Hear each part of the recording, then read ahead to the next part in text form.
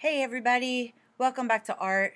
I hope you all are doing really well, and we are going to be getting creative today with some circles and some watercolor paint and some markers.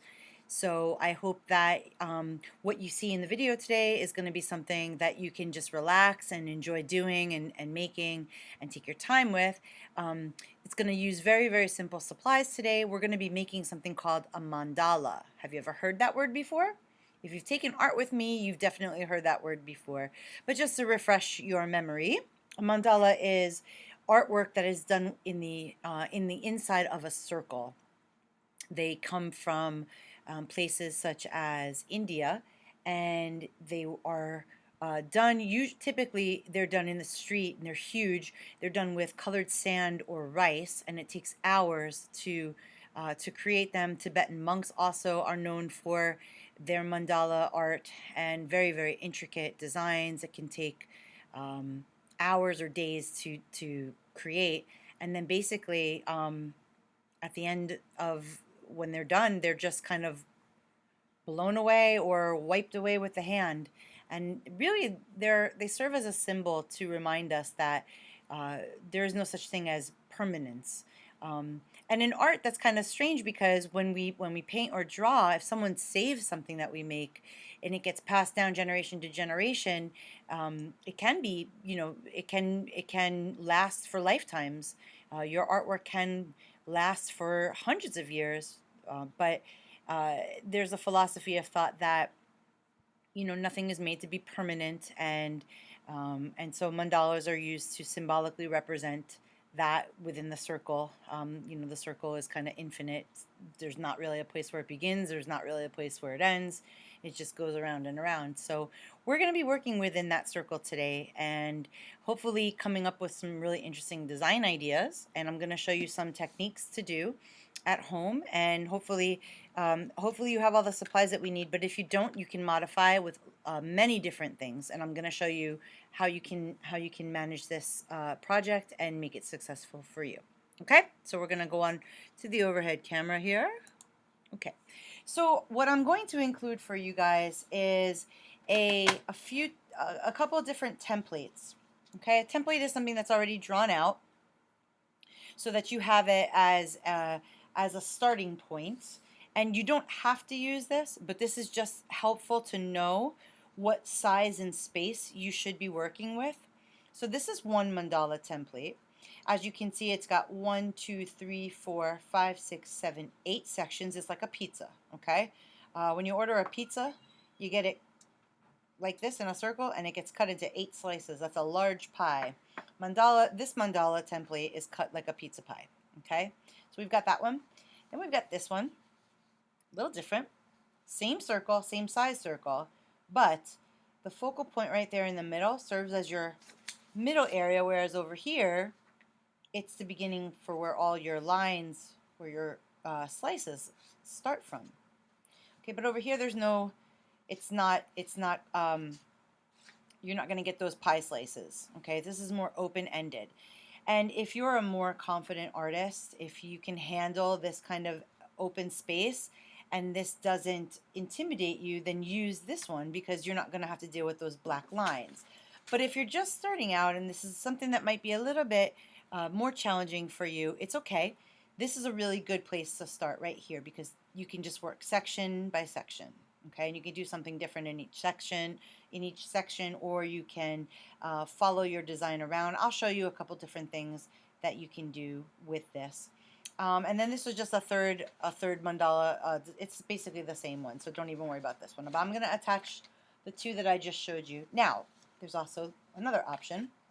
So if I just had a blank piece of paper, let's just pretend this is the back, blank piece of paper, and I can't print for some reason. So what I would do is I would go around my house and I would look for circular lids. This is from a pretzel top. This is from sour cream. This is from, I don't know. I really don't know. And this is from when Miles was little, he used to eat those little baby, like, teething cracker things or whatever, and bites, and this is the top for that. So you see how these are concentric, right? We've got the large one, then the second size, then the third size, then this one right in the middle. So if I were going to use items from home, I would simply trace my circles. There's one. Oh, that might be a little bit hard to see. And my second one, try to trace it a little darker. Here's my second circle inside. And here's my third size right here. You want to try to be careful and just, I was getting a little haphazard there and just tracing here, but you want to try to make them evenly spaced. And then my last, that, like that. So now I have these circles, and I can find something even smaller and just make a circle inside if I want to. And then I would start doing my design from that point, okay? So you can use homemade home objects, or you can use the template that I'm including with the project. Okay, so first step is once you've decided on what your circle is going to be, you're going to hold on one second, because what I'm gonna do right now is I am going to try to stop the auto-focusing, and then I'm going to try to zoom in for you. Okay, so I've got watercolor paints. They're not necessary for this project. You can use markers, you can use colored pencils, you can use gel pens if you've got gel pens. I know a lot of you guys like to use like those, you know, the cool gel pens or the fine liner markers. That's fine. I'll show you some things that I've got here. I've got things like these. These are Papermate medium flare pens, and they actually, they say medium, but they actually write kind of fine, so they're good for this project. I've got Stabilo very fine point pens. Okay, I've got Sharpie markers, double-sided Sharpie markers.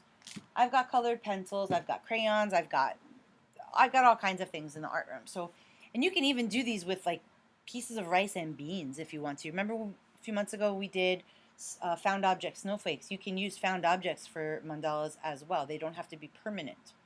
Okay, but we're going to be working with some paint and some markers today. So I'm going to pop open my watercolors here, and I'm going to just kind of think about a color scheme. So when you're doing a mandala, it's supposed to give you a sense of relaxation and calm. Okay, these are really great for stress reduction. And so whether you're doing the one that's got the sections or this one that's just plain, a couple different ways that you can try this. You can color section by section, so I can do a different color in each section if I want to. Or you do one color wash over the whole thing. Or each of these, if you're working with the pie sections, you can do a different color in each of these sections. Okay? And if you're going to use the watercolor, you would put on your base color, whatever you're going to do, and then you let it dry. It has to be dry 100%. You cannot draw on wet paper because it will rip or make holes. Okay? So I'm going to go ahead and get started, and I'm going to paint this mandala in, and then I'll meet you back here in just a few minutes. Go ahead and pick out your colors, which you're going to work on.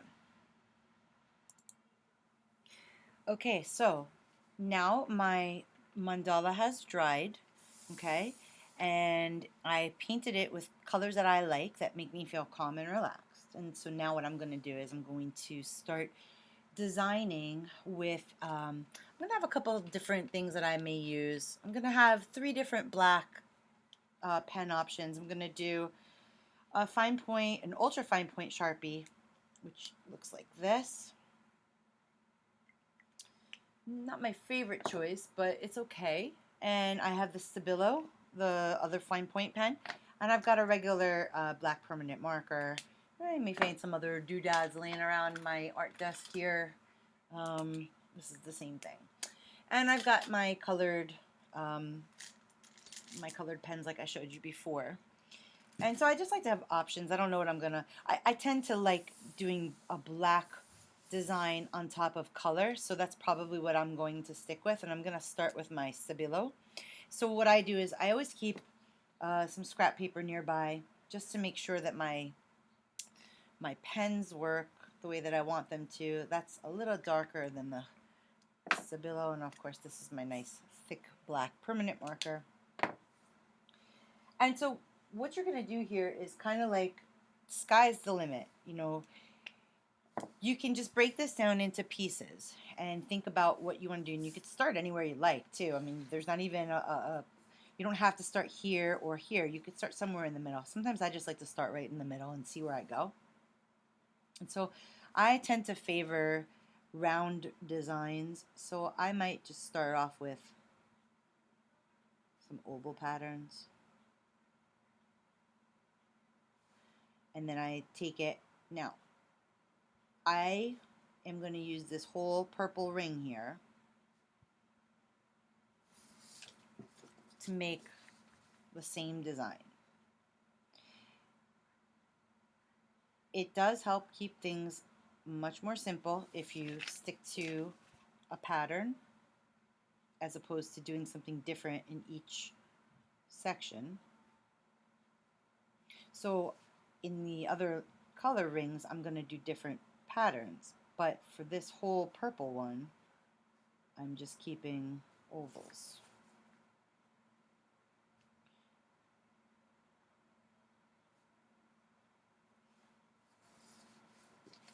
I'm averaging about 4 ovals, and I'm doing it freehand. You just, you know, you do the best you can. Again, keep that scrap paper nearby, and you can practice your design ideas before you actually put them on. So let's say I wanted, you know, I'm practicing my circles with dots inside. I'm just kind of playing around here. You know, I'm just practicing design ideas on my scrap paper, and those kinds of ways, those methods of practicing help you figure out what you want to do, and also help build up your confidence, because the more you practice, the better you get at something. And sometimes you accidentally stumble upon an idea just by doodling, okay? And you never know where that's gonna take you in your art. Okay, so it's important to practice. So now I'm gonna go. I don't know where I want to go yet. I'm kind of thinking about, actually, you know what I think I'm gonna do? I'm gonna go in the center here. So right here, building off of this central point here in the middle, I'm gonna do these curved arcs. I want to give it like a kind of 3D effect, if I can. It's actually going to create like a flower effect.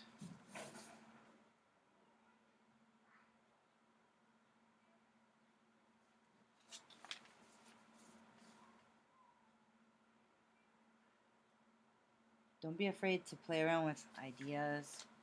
And if you make a mistake, guess what? It's okay. Mistakes are part of life. They happen. Just try to fix it or turn it into something else.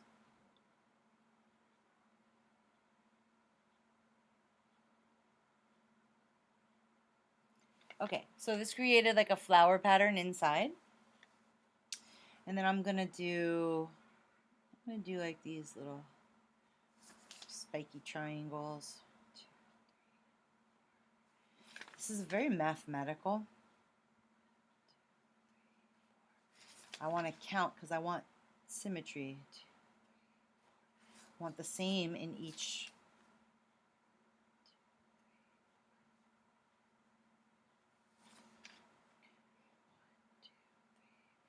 I don't even mind that these black lines are right there in the middle. 1, 2, 3, 4. 1, 2, 3, 4. Okay. So I created that design. And now I'm going to go ahead and just work with a thicker black marker. And I'm gonna pause this and come back when I'm done. You also can work alongside here with me and come up with some new ideas for your pattern boxes, branching out from the center of your circle. Okay? All right, we'll meet back here in just a minute. Okay, so I'm all finished with my mandala design. As you can see, it's just a bunch of lines and dots and things in different places. Um, but it came out looking pretty cool.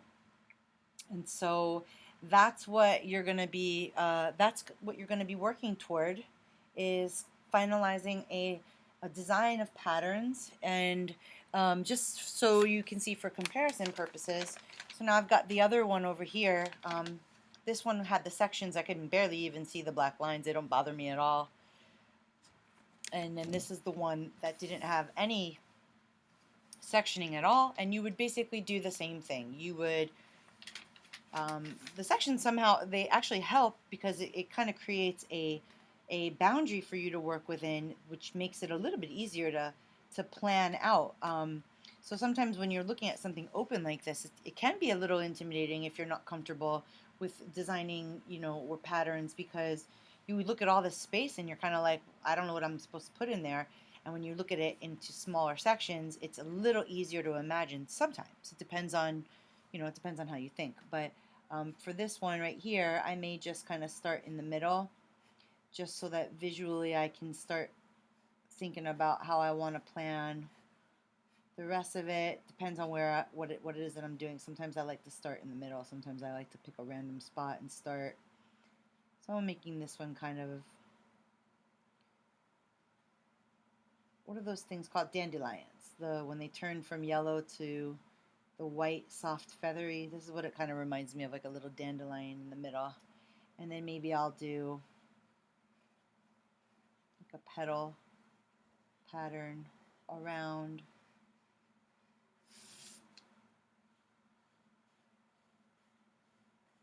And so this is an open-ended, there's no lines to work with except for the concentric circle lines. Concentric is that it all goes around a center circle here. And then maybe I'll do, and then you can color different parts in. I can use the black to shade. I just want you guys to have a good time doing it and be peaceful and relaxed. This should actually help you de-stress.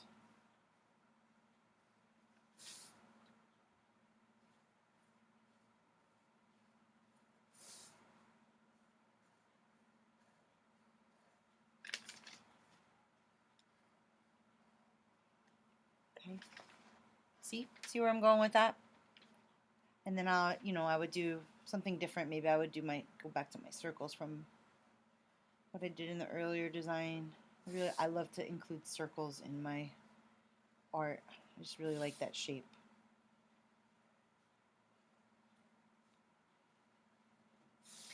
And you would just continue on and finish till you get to the end.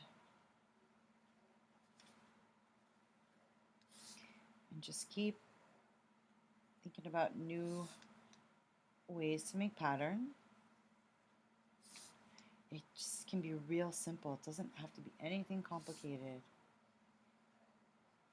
Again, I like to work with black over colors, but if you want to work with different color markers, pens, crayons, color pencils, gel pens, whatever you have is fine. So just to bring in a color, let's take purple. I'll take purple, and maybe I'll add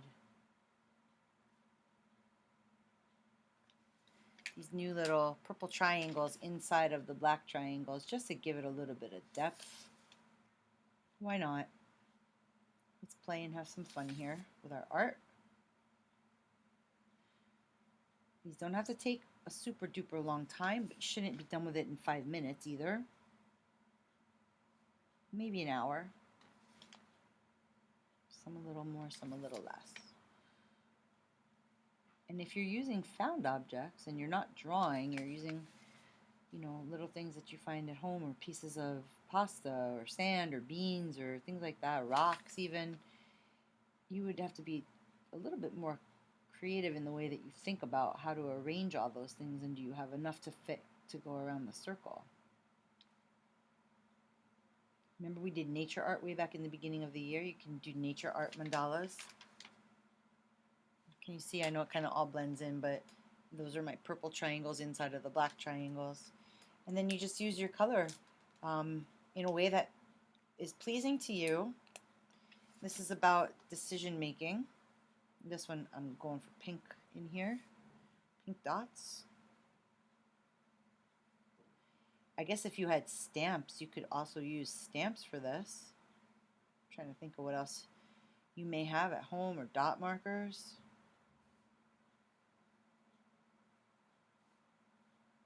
Stickers would work if you had enough and they were small enough.